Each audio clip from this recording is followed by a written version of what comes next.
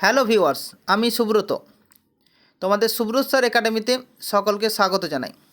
আশা করছি সকলেই খুব ভালো আছো।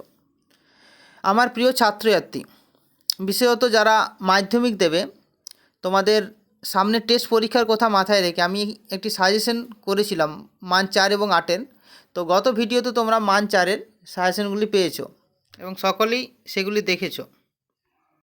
আজকে মান 8-এর আমি একটি সাজেশন তোমাদের জন্য তৈরি করেছি। আশা করছি এই মান 8-এর প্রশ্নগুলি করলেই তোমরা 100% কমন পেয়ে যাবে। তো টেস্ট পরীক্ষার কথা মাথায় রেখে আমি খুব কম বা সংক্ষিপ্তভাবে আমি সাজেশনটি তৈরি করেছি। তোমরা শেষ পর্যন্ত দেখো, আশা করছি সকলে খুব উপকৃত হবে। যারা মান 4-এর এই সাজেশনের ভিডিওটি দেখোনি তারা অবশ্যই গিয়ে দেখে নেবে। আমি এই ভিডিওর ডেসক্রিপশানে তার লিঙ্ক দিয়ে দিলাম।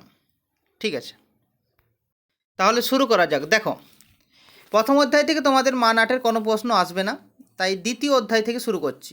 দ্বিতীয় অধ্যায় থেকে আমি দুটো বড় প্রশ্ন তোমাদের দিয়েছি, এই দুটো করলেই আশা করছি তোমরা কমন পেয়ে যাবে। তো প্রথম দেখো, প্রাচ্য পাশ্চাত্য দ্বন্দ্ব কী? উচ্চশিক্ষা বিস্তারে কলকাতা বিশ্ববিদ্যালয়ের অবদান কী ছিল? 3+5 আসতে পারে। এছাড়াও আরেকটি, ধর্ম ও সমাজ সংস্কার আন্দোলনে ব্রহ্ম সমাজের অবদান কী ছিল? এই দুটো করলেই তোমাদের টেস্টের জন্য যথেষ্ট। এবার তৃতীয় অধ্যায় থেকে দুটো মান 8-এর প্রশ্ন রেখেছি। প্রথমটি, নীল বিদ্রোহের কারণ কী ছিল? এই বিদ্রোহে শিক্ষিত মধ্যবিত্ত শ্রেণীর ভূমিকা বিশ্লেষণ করো। আরেকটি প্রশ্ন, যেটি এবছরের জন্য খুবই গুরুত্বপূর্ণ, সাঁওতাল বিদ্রোহের কারণ ও ফলাফল আলোচনা করো। এটি অনেক ক্ষেত্রে 4-ও আসতে পারে, 8-ও আসতে পারে, তাই সাঁওতাল বিদ্রোহ নোটটা তোমরা ভালো করে রাখবে। এবার চতুর্থ অধ্যায় থেকেও দেখো দুটো প্রশ্ন দিয়েছি এবং দুটি খুব গুরুত্বপূর্ণ। প্রথমটি হলো মহাবিদ্রোহের প্রকৃতি বা চরিত্র সম্পর্কে আলোচনা করো। আর দ্বিতীয়, ঊনবিংশ শতকে ভারতে রেখায় ও লেখায় কীভাবে জাতীয়তাবাদের বিকাশ ঘটেছিল। এক্ষেত্রে রেখায় বলতে তোমাদের অবনীন্দ্র ঠাকুরের ভারতমাতা চিত্র এবং গগন ঠাকুরের ব্যঙ্গচিত্র, আর লেখায় বলতে আনন্দমঠ, গোরা এবং বর্তমান ভারত, এই তিনটি উপন্যাস লিখলেই তোমাদের নোটটি পুরো কমপ্লিট হয়ে যাবে। ঠিক আছে, এবার আসি পঞ্চম অধ্যায়। এই পঞ্চম অধ্যায়ে আমি দুটো বড় প্রশ্ন রেখেছি। প্রথমটি হলো, রবীন্দ্রনাথ ঠাকুর কীভাবে শান্তিনিকেতনে মানুষ, প্রকৃতি ও শিক্ষার মধ্যে সমন্বয় ঘটিয়েছিলেন। এটি খুবই গুরুত্বপূর্ণ তোমাদের জন্য।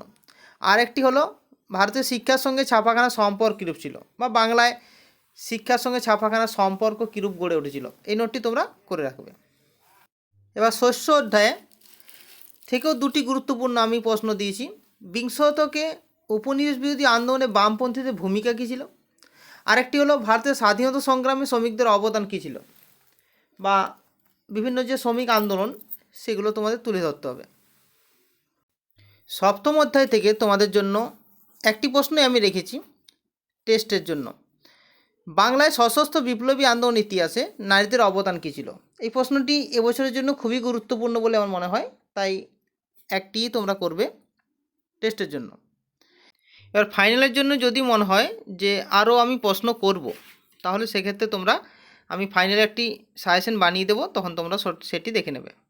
ঠিক আছে, তো ভিডিওটি যদি ভালো লেগে থাকে অবশ্যই তোমরা লাইক, শেয়ার এবং পারলে সাবস্ক্রাইব করে রাখবে, যাতে পরবর্তীতে আরও নতুন নতুন ভিডিও পাও যেগুলি তোমাদের কাজে আসে। এবং তোমাদের এই লাইক, সাবস্ক্রাইব দেখে আমার অনুপ্রেরণা যোগাবে, যাতে পরবর্তীতে আমি আরও বেশি ভিডিও দিতে পারি। তাই তোমরা বেশি করে এটি শেয়ার করো, যাতে অন্যান্য ছাত্রছাত্রীরাও উপকৃত হয়।